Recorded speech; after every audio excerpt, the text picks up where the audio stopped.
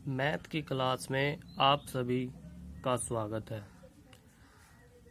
छात्रों, कल हमने जो टॉपिक पढ़ा था, आशा करते हैं कि आप सभी ने उसे क्लियर कर लिया होगा तथा जो आपको होमवर्क दिया गया था वो आपने पूर्ण कर लिया होगा। यदि किसी छात्र को फिर भी कोई समस्या आ रही है तो हम उसको होमवर्क का सॉल्यूशन भेज देंगे।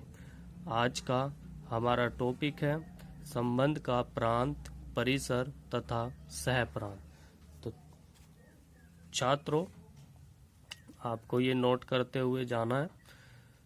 तो सबसे पहले हम पढ़ेंगे प्रांत के बारे में। तो जो प्रांत होता है उसे आप क्या कहते हैं? इंग्लिश में डोमेन कहते हैं। तो इसकी परिभाषा आपकी होती है कि संबंध आर को व्यक्त करने वाले क्रमित युग्मों एक्स वाई के सभी पहले निर्देशांकों का जो समुच्चय बनता है उसे संबंध आर का क्या कहते हैं? प्रांत कहते हैं। अर्थात प्रांत जो होता है उसे आप जो है इस तरीके से याद कर सकते हैं कि पहले निर्देशांक का जो समुच्चय है वो आपको लेना है और उससे जो पहले निर्देशांक होंगे उसके जो समुच्चय जो निर्देशांक बनेंगे, समुच्चय के जो निर्देशांक बनेंगे वही आपका क्या कहलाएगा? प्रांत कहलाएगा। ठीक है।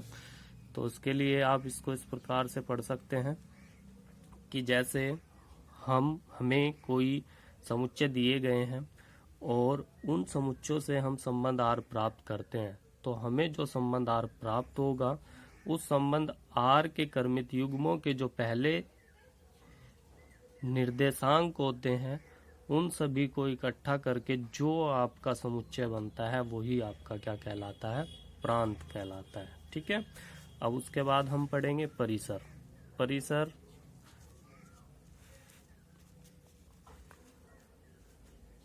परिसर आपका होता है रेंज। परिसर को इंग्लिश में रेंज कहते हैं और इसकी परिभाषा है कि संबंध आर को व्यक्त करने वाले क्रमित युग्मों एक्स वाई के सभी दूसरे निर्देशांकों का समुच्चय संबंध आर का परिसर कहलाता है। अर्थात परिसर दूसरे निर्देशांकों का समुच्चय, यानी कि परिसर जो होता है वो आपके जो संबंध आर होता है उसमें जो क्रमित युग्म होते हैं उसके दूसरे निर्देशांकों का क्या होता है? समुच्चय होता है। ठीक है। फिर आपका होता है सहप्रांत। सहप्रांत को कोडोमेन कहा जाता है और इसकी परिभाषा आपकी है कि संपूर्ण समुच्चय बी संबंध आर का सहप्रांत कहलाता है यदि परिसर, और परिसर कैसे आया था हमारा? जो आपका संबंध आर दिया गया था उसमें जो क्रमित युग्म होते हैं उसके दूसरे निर्देशांकों का जो समुच्चय होता है वो परिसर कहलाता है। यानी कि परिसर क्या होना चाहिए? सबसेट होना चाहिए किसका? सहप्रांत का। अर्थात प्रांत आर जो है वो सबसेट होगा किसका? ए का, तथा परिसर आर जो है वो सबसेट होगा किसका? बी का। ठीक है। उसके बाद आपका नेक्स्ट टॉपिक है प्रतिलोम संबंध। नेक्स्ट टॉपिक आपका रहेगा प्रतिलोम संबंध, जिसे आप इंग्लिश में इनवर्स रिलेशन भी कहते हैं। इनवर्स रिलेशन कहते हैं। इसकी परिभाषा आपकी रहेगी कि समुच्चय ए से बी में किसी संबंध आर का प्रतिलोम संबंध बी से ए में एक संबंध होता है जिसे आर इनवर्स द्वारा प्रदर्शित करते हैं। अर्थात यदि संबंध आर के सभी क्रमित युग्मों के निर्देशांकों को परस्पर बदल दिया जाता है तो संबंध आर इनवर्स प्राप्त होता है। यदि इसको इस प्रकार से भी लिख सकते हैं कि R equal to X Y क्रमित युग्म है सच दैट एक्स बिलोंग्स करेगा ए में और वाई बिलोंग्स करेगा बी में। ठीक है। और यदि आपका ये कह सकते हैं कि आपका संबंध इस प्रकार से दिया गया है और इसका हमें क्या लिखना है? आर इनवर्स, यानी कि प्रतिलोम संबंध आपको लिखना है। तो प्रतिलोम संबंध आप इस प्रकार से लिख सकते हैं कि आर इनवर्स इक्वल टू क्रमित युग्म Y X such that Y belongs to B और एक्स बिलोंग्स टू ए। ठीक है। यानी कि आपको क्या करना है? उल्टा करके लिखना है। जो आपको जो आपको संबंध आर प्राप्त होगा उसके युग्मों को आप जो है बदल करके लिखेंगे तो आपको प्रतिलोम संबंध प्राप्त होगा। एक नोट लिखा हुआ है वो भी आपके लिए इम्पोर्टेंट है, तो आप उसको भी ठीक से याद करेंगे।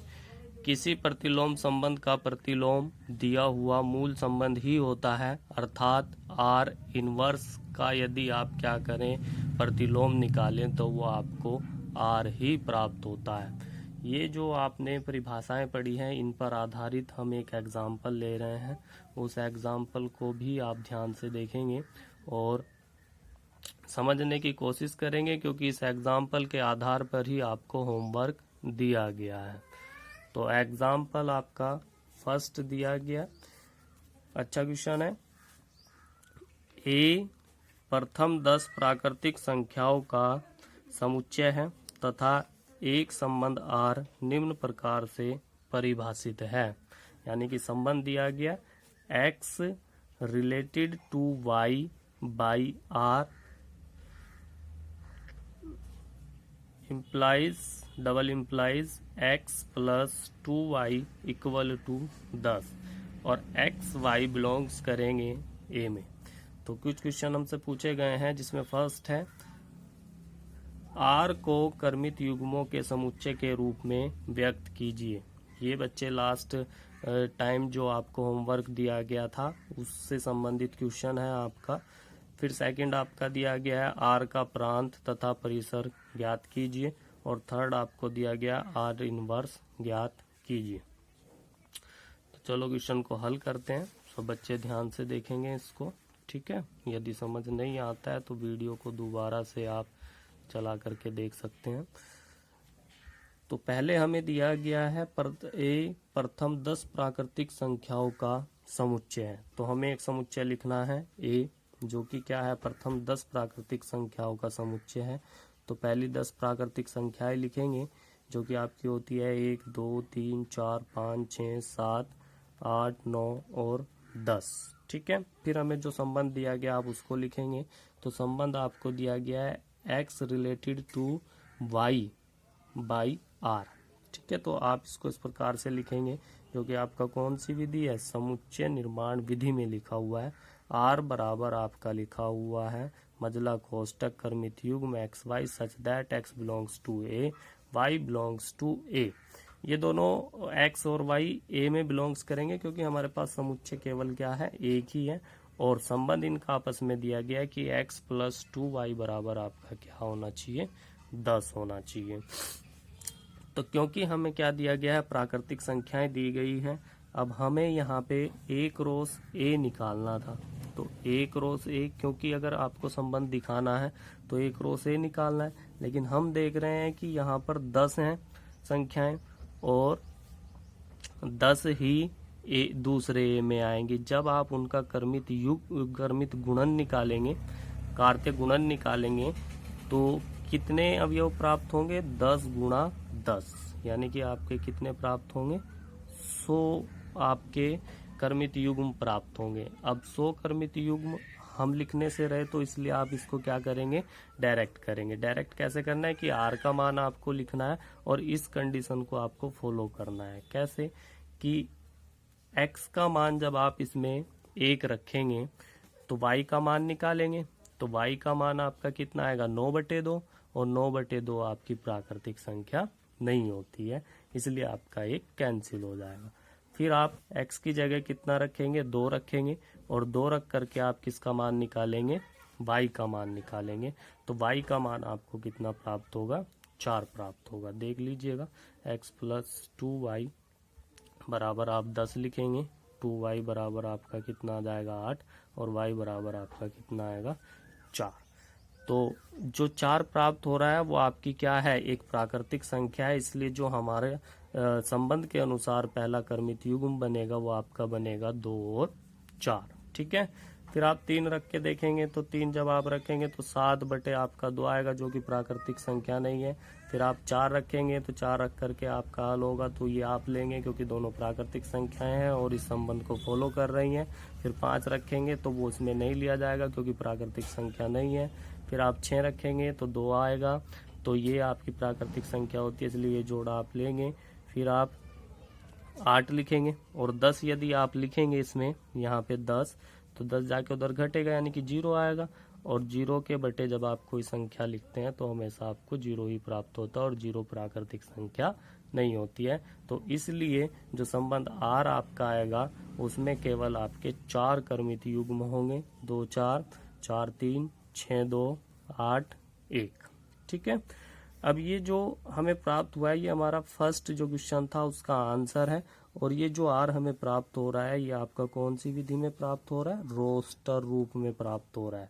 जो हमें यहाँ पे लिखा हुआ है ये किसमें है, समुच्चय निर्माण रूप में आपका दिया गया है। अब क्वेश्चन नंबर जो सेकंड है वो आपका कितना है, R का प्रांत तथा परिसर ज्ञात कीजिए। तो आपको R जो आपका प्राप्त हुआ है उसका प्रांत और परिसर ज्ञात करना है। तो देखते हैं, चलो इसमें जो है आप जो परिभाषाएं बताई गई हैं उनको ध्यान में रखते हुए क्वेश्चन को हल करेंगे। तो R का प्रांत हमने परिभाषा में पढ़ा है कि प्रांत क्या होता है। प्रांत आपका जो संबंध R प्राप्त होता है उसके कर्मित युग्मों के जो पहले अवयव होते हैं, पहले निर्देशांक होते हैं, उनका जो समुच्चय बनता है वही हमारा क्या कहलाता है, प्रांत कहलाता है। तो ये आपको R प्राप्त हुआ, इसके जो कर्मित युग्म है उनके पहले जो निर्देशांक है वो आप लेंगे। और पहले निर्देशांक आपके कितने हैं, 2 हमने लिखा। फिर आपका 4 आपने लिखा, फिर 6 और फिर 8। फिर आप चेक करेंगे कि कोई अवयव आपका रिपीट तो नहीं हुआ है, इसमें कोई भी अवयव रिपीट नहीं है, इसलिए यही इसका आंसर होगा। परिसर की परिभाषा के अनुसार आप इसको हल करेंगे। इसमें आपके क्या लिए जाते हैं, जो संबंध R होता है उसके दूसरे निर्देशांक लिए जाते हैं। तो इसको आपने लिया तो 4 3 2 1 आपका आ रहा है। तो आप इसे जो है बदल करके लिख सकते हैं, क्योंकि समुच्चय के अंदर हम पढ़ते हैं कि यदि आप किसी भी समुच्चय के अंदर उपस्थित अवयवों का क्रम बदल करके लिखते हैं तो उस समुच्चय पर कोई प्रभाव नहीं पड़ता है। ठीक है, फिर क्वेश्चन नंबर 3 दिया गया है, R का प्रतिलोम संबंध R इनवर्स ज्ञात कीजिए। तो इनवर्स ज्ञात करना है, R का इनवर्स ज्ञात करेंगे तो जो हमें R प्राप्त हुआ है, संबंध R प्राप्त हुआ है, उसके प्रतिलोम संबंध की परिभाषा के अनुसार हमें क्या करना होता है, जो परिभाषा होती है संबंध R के सभी कर्मित युग्मों के निर्देशांक को परस्पर बदल दिया जाता है। तो वही करेंगे यहाँ पे। तो 4 को पहले लिखेंगे, 2 को बाद में लिखेंगे, तो पहला कर्मित युग्म बन गया। 3 को पहले लिखेंगे और 4 को बाद में लिखेंगे, तो ये बन गया यहाँ पे। फिर 2 को इस प्रकार से ये जो आपका समुच्चय कर्मित युग्मों का जो समुच्चय प्राप्त हो रहा है वही आपका क्या कहलाएगा, R का प्रतिलोम संबंध R इनवर्स कहलाएगा और इसका यही आंसर है। ठीक है, अब इसके बाद आपको कुछ होमवर्क करना है। आज कम ही होमवर्क दिया गया, तो क्योंकि कल का भी कार्य रह रहा होगा कुछ बच्चों का, तो आप जो है इन क्वेश्चन को ट्राई करेंगे जो कि बिल्कुल सेम इसी से रिलेटेड है। 2 आपके क्वेश्चन हैं, ये क्वेश्चन नंबर आपका 1 इसमें दिया गया है, यदि A बराबर आपका इतना 1 2 3 4 5 दिया गया और संबंध R आपको दिया गया है कि XY कर्मित युग्म x का जो मान है वो बड़ा होना चाहिए किससे, 2 से। जो संबंध बता रहा है आपको यहीं पे देखना है कि x का आपको ऐसा मान लेना है जो कि क्या होना चाहिए, समुच्चय A में से 2 से क्या होना चाहिए, बड़ा होना चाहिए। और y का मान आपका 3 के बराबर होना चाहिए, यानी कि y का मान आपको प्रत्येक दशा में क्या लेना है, 3 ही लेना है। तो संबंध R का डोमेन यानी कि प्रांत आपको ज्ञात करना है तथा परिसर ज्ञात कीजिए। सेकंड क्वेश्चन आपका दिया गया, यदि A X Y Z आपका कोई समुच्चय है और B 1 2 3 आपका समुच्चय है तथा संबंध R संबंध दिया गया है जो कि आपका किसमें है, रोस्टर रूप में आपको दिया गया, एक रिलेशन दिया गया, संबंध दिया गया जो रोस्टर रूप में आपका है, ये Z है, ये 2 है। तो संबंध आर का प्रतिलोम संबंध आर इनवर्स ज्ञात कीजिए। ठीक है, कल फिर आपको मिलते हैं, कल फिर आपसे मिलते हैं एक नए टॉपिक के साथ। कल का हमारा टॉपिक रहेगा और संबंधों के प्रकार। ठीक है, जिसके आधार पर हम एक्सरसाइज 1.1 करेंगे। ठीक है, यदि आपको ये जो आपको टॉपिक पढ़ाए गए हैं ये सभी टॉपिक आपको क्लियर हैं तो आपको एक्सरसाइज 1.1 में कोई समस्या नहीं आएगी। ठीक है।